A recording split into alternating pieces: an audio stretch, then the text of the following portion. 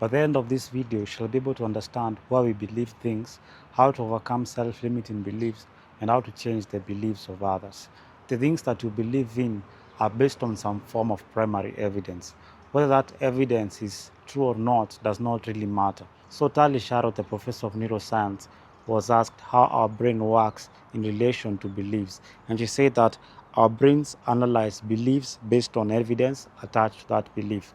So when you're presented with a new belief, the brain first analyzes the current evidence that we have alongside the new evidence that is attached to the new belief. If the new evidence is strong enough, we are going to adopt that new belief.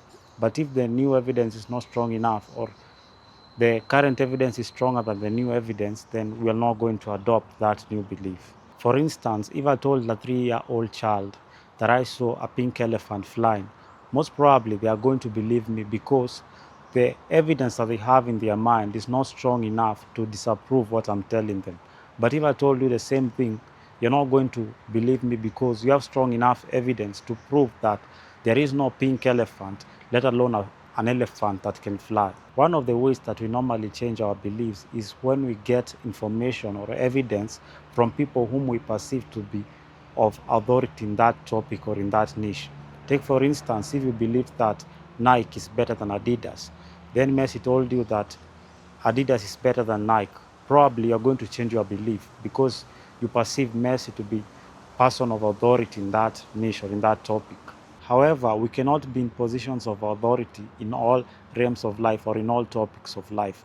So another more powerful way in how we change our beliefs around we form or how we form our beliefs is first-hand evidence from our five senses. That is why telling an insecure person who was bullied to just be more confident does not really work, because they experienced the bullying with their five senses. They felt the pain, they saw the bullies, they heard the words, and so they have a strong conviction to believe that they are insecure, to believe or to have self-limiting beliefs. Now, for them to be more confident, they will need to have evidence that is experienced using their five senses.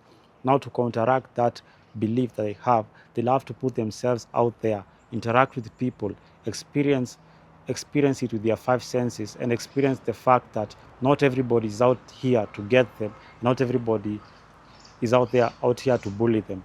When they get that positive feedback using their five senses, then they will be able to counteract that negative evidence that they have, and they'll be able to adopt the belief that they can be able to adopt this new belief and thus be able to become now confident. Another way in which we change our beliefs is when the information or the evidence sounds like good news to us. This is what we call confirmation bias. Humans tend to recall information in a way that aligns with their existing beliefs. And to prove this, there was an experiment that was conducted among a group of people in 2016 during the US presidential elections. This group of people were then asked who they wanted to win the presidential election, either Trump or Clinton. 50% said they wanted Trump to win, 50% said they wanted Clinton to win. Then they were asked who they thought was going to win. Remember, the first question was who they wanted. So 100% said that they thought Clinton was going to win. And then a poll was conducted and which predicted that Trump was going to win the presidential elections. And then the group was called again and the experiment was conducted again. This time, the Trump supporters, who initially said that they thought Clinton was going to win, readily changed their belief and believe now that Trump was going to win after hearing the poll, the results of the poll.